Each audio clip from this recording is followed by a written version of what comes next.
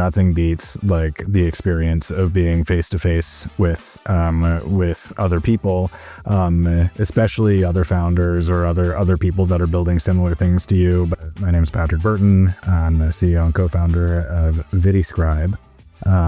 What ViddyScribe does, we make audio description easy, fast, and scalable. Almost launched into my pitch there. Deaf people have closed captions, blind people have audio description. It's a narrated track that describes the action that's happening in a video so you can understand what's happening even if you can't see the screen. And I've seen it in action. It's really impressive what you're able to do with the technology, and I can imagine well received by people who benefit from that kind of information. What inspired you to work on this problem originally?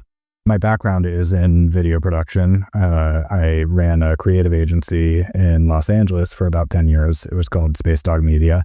It was a lot of fun, did a lot of commercial work and corporate work.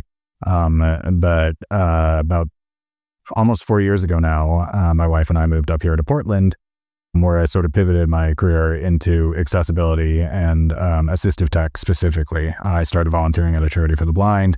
And realized that the blind community really isn't being served by all of this new tech stuff that's happening with AI. So I started building apps for blind people.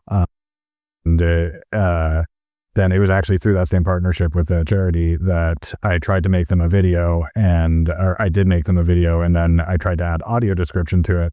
And I was like, wow, this is a huge pain in the ass. And so it took me longer to make that video or to audio describe that video than it did for me to make the entire rest of the video.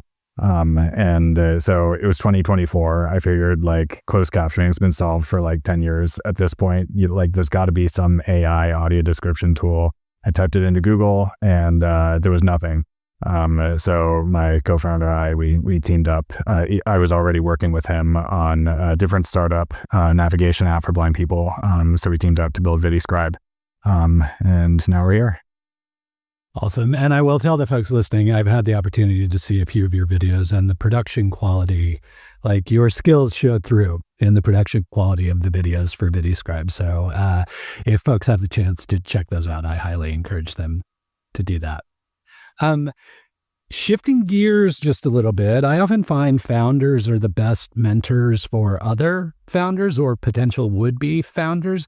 If you could give a startup founder one piece of advice, what would that be? Keep your company as small as possible for as long as possible. And this comes from my own experience. My previous startup was formed out of a hackathon project. ViddyScribe, we ended up submitting ViddyScribe to a hackathon, and it just web ad thing, and it got that was kind of how we got our first non-dilutive funding.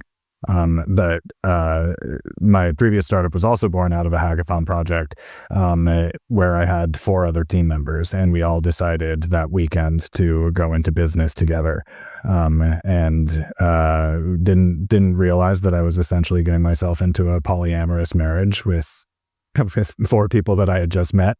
But very quickly that I kind of learned why most of the successful startups, they limit themselves to 1 founder, 3 maybe tops. Yeah, being a founder is challenging. You touched on one facet of that, and existing in the world of AI where things are changing day to day, minute to minute. As a founder, is there a specific touchstone or resource you find yourself coming back to time and time again to remain grounded in this pursuit? Well, obviously Silicon Forest is the correct answer. But I wouldn't say any one particular resource, but I do always say, and this can be an unpopular opinion, but I do always say that in person is always better. I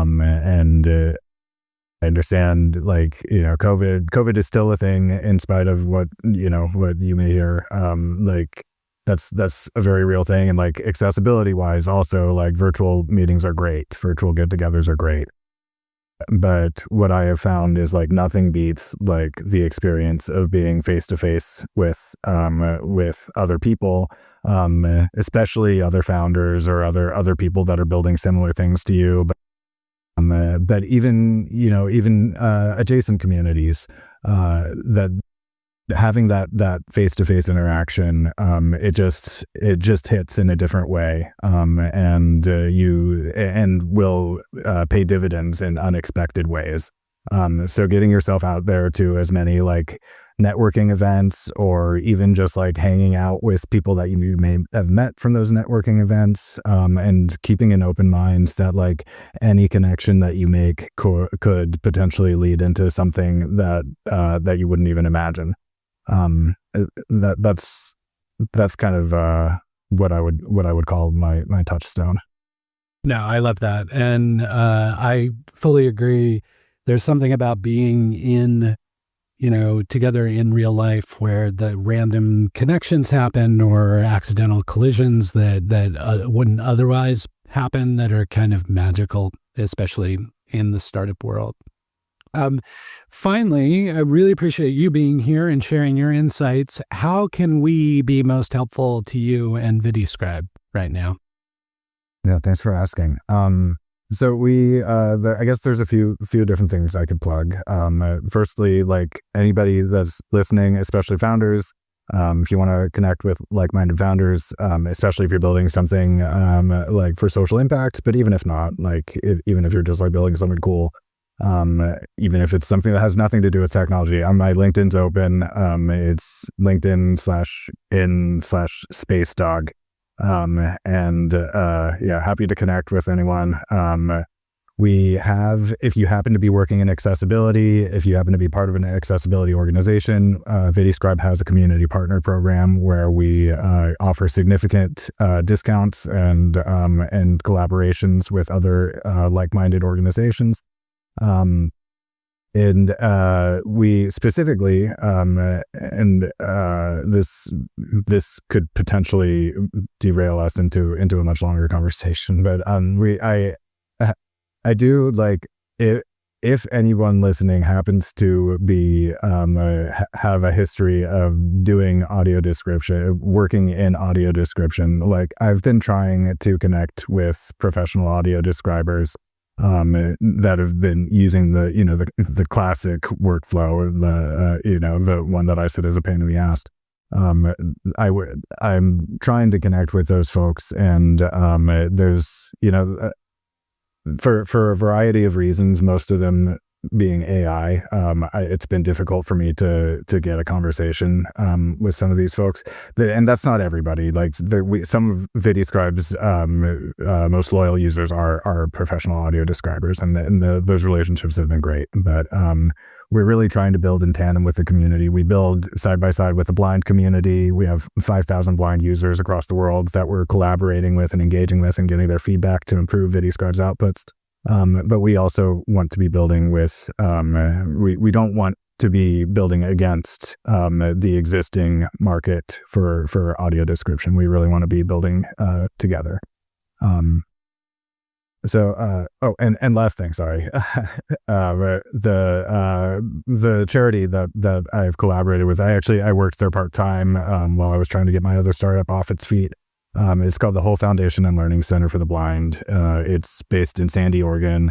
Ironically, like their biggest struggle right now is visibility. But they're kind of tucked away in a residential, beautiful property. But if there's anybody that knows somebody blind that's looking for resources, Whole Foundation and Learning Center for the Blind.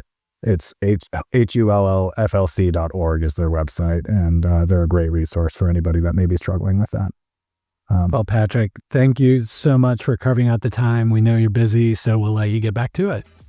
Thanks, Rick. I appreciate the opportunity.